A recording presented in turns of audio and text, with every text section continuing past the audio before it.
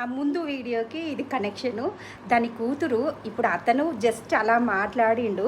ఇదైతే ఇంకా దాని సంస్కారాన్ని అయితే పాతాళానికి తొక్కేసింది. మీకు ఇంతకుముందు వీడియోలలో కూడా చెప్పాను.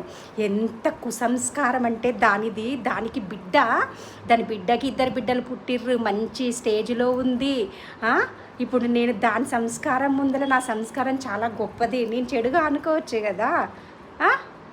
మా ఇంటికైతే అమ్మాయి వేరే పరాయి వాడి బండి మీద వచ్చి మా ఇంటి దగ్గర దిగింది.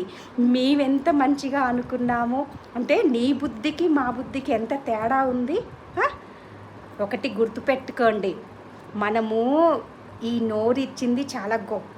అసలుకి నోరు లేనోళ్ళు, చేతులు లేనోళ్ళు, కష్టాలు పడుతున్నోళ్ళు అంటే భగవంతుడు మన అందరికీ ఇన్ని ఇస్తుంటే మనము ఎలా ఉండాలో కూడా మనకి తెలియట్లేదు.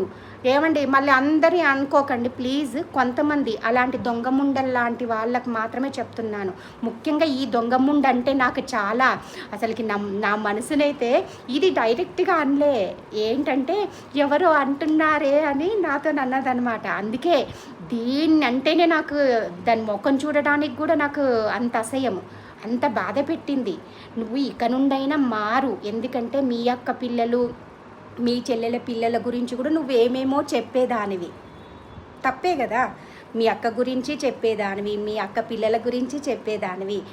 ఎందుకు? నీకు బిడ్డ ఉంది కదా, ఎందుకు? మంచి మనిషిగా మారు. జరిగిపోయినాయి జరగని.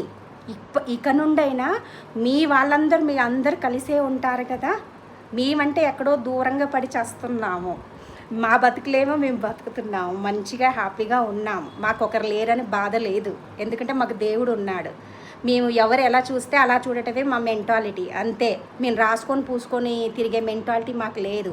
ఎవరు మమ్మల్ని కావాలి అనుకుంటే వాళ్ళకి మాత్రమే ఉండే టైపు. ఎవరు ఇప్పుడు మీరందరూ ఒకే దగ్గర ఉంటారు, మీ అందరూ ఒకటే ఉండండి, తప్పులేదు. కానీ ఎక్కడో దూరంగా ఉండే వాళ్ళ లైఫ్కి ఎందుకు మీరు రావడం? ఇక్కడ నుండి మంచిగా మనిషిగా మారు.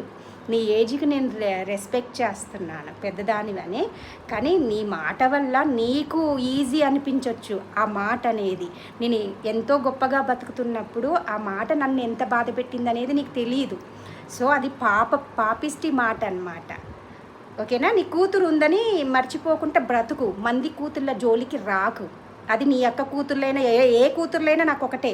అందరూ నాకు మంచి మనుషులే, అందరి బిడ్డల్ని ఒకేలా చూస్తాను, మంచి ఉద్దేశంతో చూస్తాను. ఇక నుండి నువ్వు మారి ప్రతి బిడ్డని